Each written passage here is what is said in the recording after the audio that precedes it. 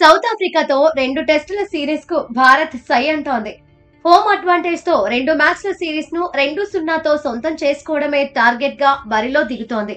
అయితే తుది జట్టు ఎలా ఉంటుందన్నదే ఆసక్తికరం. వరల్డ్ టెస్ట్ ఛాంపియన్షిప్ కొత్త సైకిల్లో స్వదేశంలో ఇప్పటికే భారత్ ఒక సిరీస్ ఆడింది. వెస్టిండీస్ పై 2-0తో పైచేయి సాధించింది.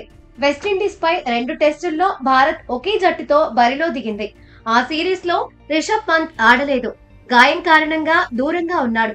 దీంతో వికెట్ కీపర్ బ్యాటర్ గా ధ్రువ్ జురేల్ బరిలో దిగాడు. ఇప్పుడు పంత్ రీ ఎంట్రీ ఇస్తున్నాడు.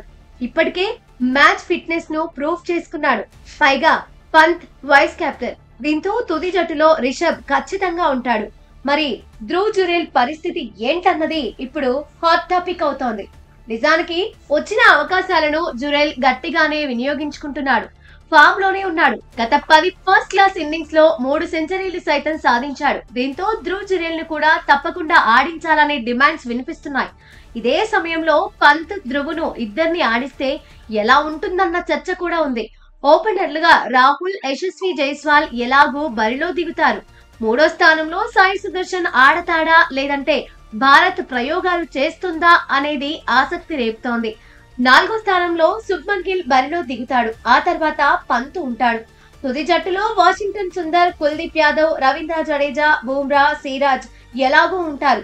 ధ్రువ్ జురేల్ ని కూడా తుది జట్టులోకి తీసుకోవాలనుకుంటే నితీష్ కుమార్ రెడ్డిని బెంచ్ కే పరిమితం చేసే అవకాశాలున్నాయి. ఆకాశ్ దీప్, అక్షర్ పటేల్, దేవదత్ పడిక్కల్ కు తుది జట్టులో చోటు కష్టమే అనే చర్చ జరుగుతోంది.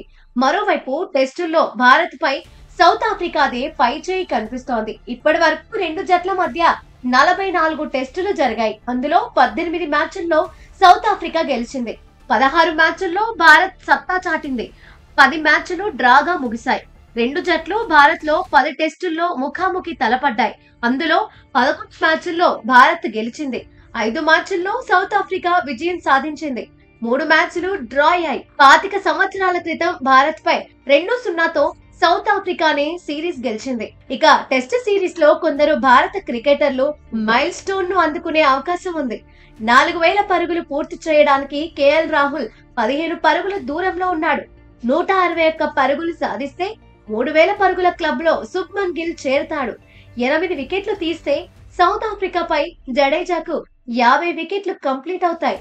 మరో 10 పరుగులు కొడితే టెస్టుల్లో 4000 పరుగులు పూర్తి చేసుకుంటాడు.